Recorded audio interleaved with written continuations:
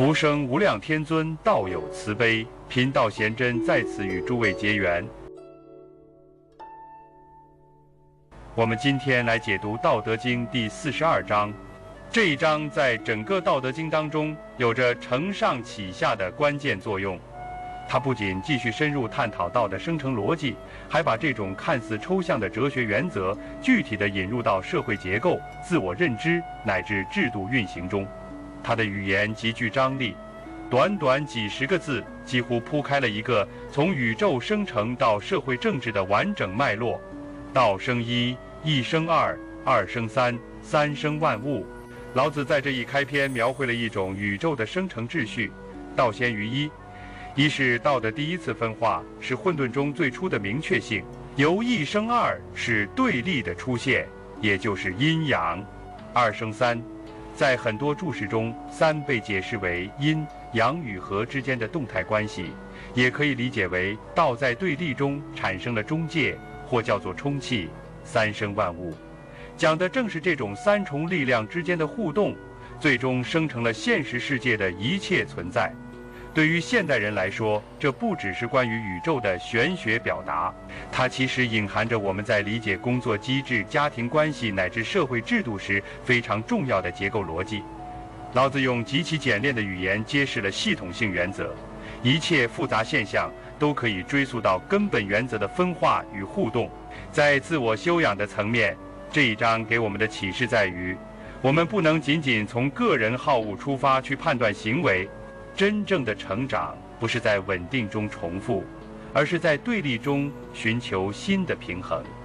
阴阳本就是对立，充气就是在对立中引导出一种和谐，而不是简单的消灭矛盾。比如一个人想要提升自己的能力，总会面临进与退、取与舍、表现与隐忍的抉择。很多人以为修养就是永远保持平静，永远不与人冲突，但老子的意思不是这样。他告诉我们，万物负阴而抱阳，充气以为和。意思是，每一个真正成熟的人，内心都具备处理对立的能力。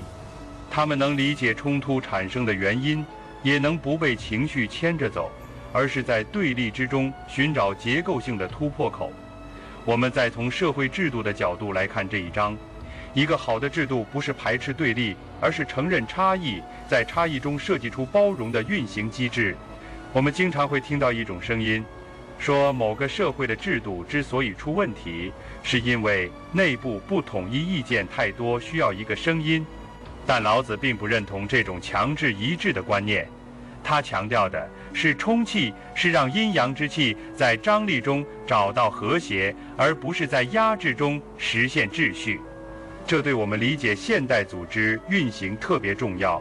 比如一个企业有销售、有研发、有财务，每个部门的逻辑完全不同，但要形成有效的制度，靠的不是让所有人想法一致，而是找到不同目标之间的冲气。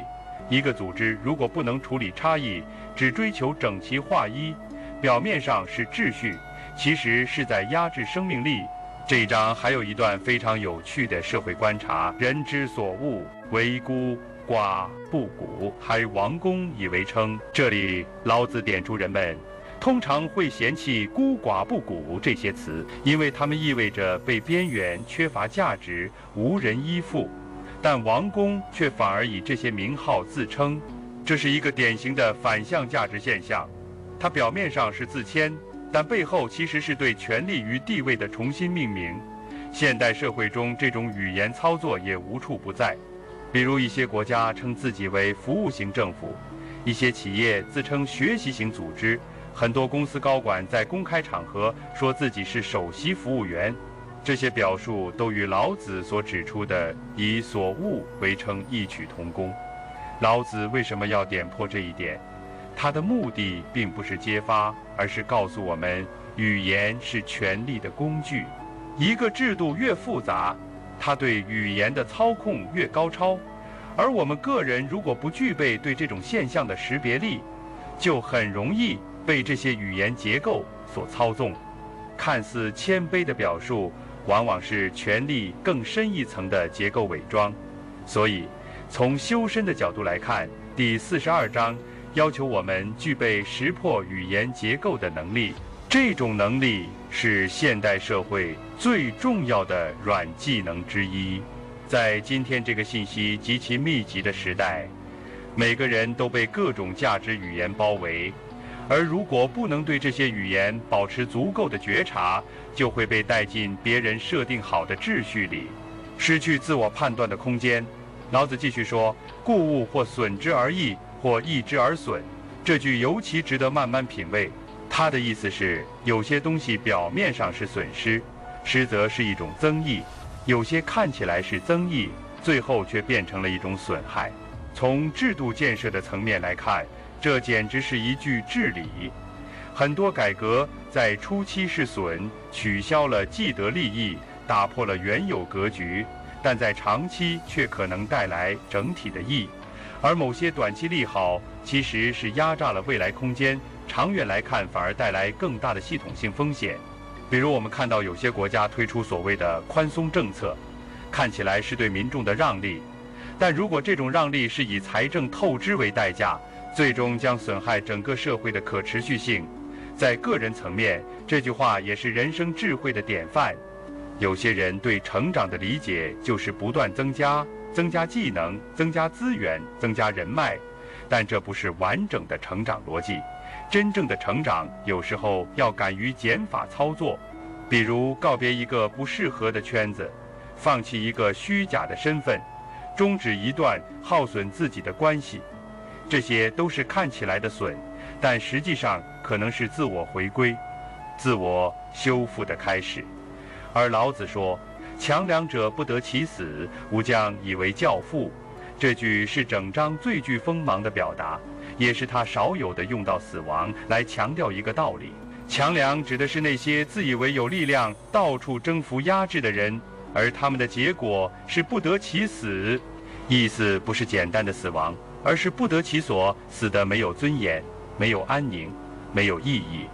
在我们今天这个鼓励拼搏奋斗争取的语境中，这句很容易引发争议，但如果我们把它看作对力量使用的反思，那就能理解老子的深意。他不是反对用力，而是反对滥用。他强调的是和与充气的原则，也就是说，力量应当是对立之间调和出来的，不是由某一方独占和控制。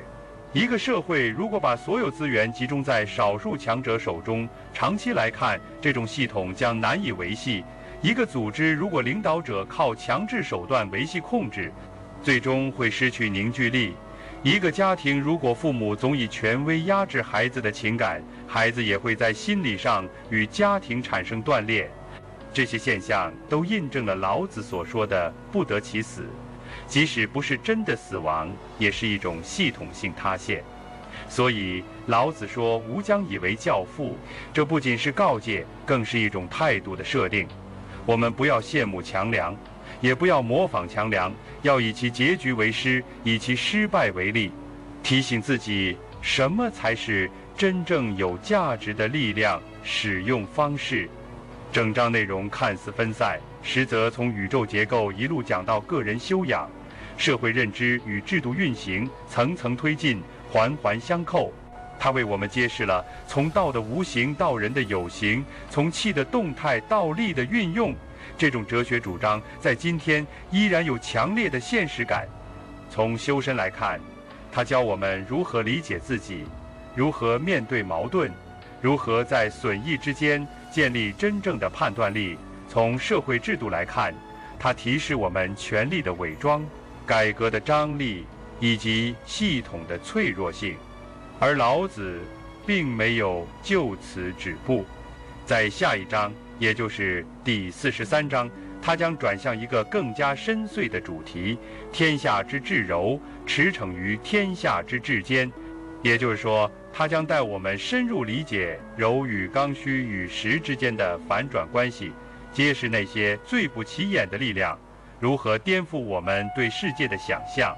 如果你曾被现实的壁垒所阻，被强硬的制度所压，被刚性的规则所困，那下一章你一定不容错过。我们将一起探索什么是真正的柔性力量，为什么最柔的东西才最有可能穿透一切坚固。欢迎在评论区分享你的感悟。道德经的智慧应该被更多人看见。关注频道，我们下期再见。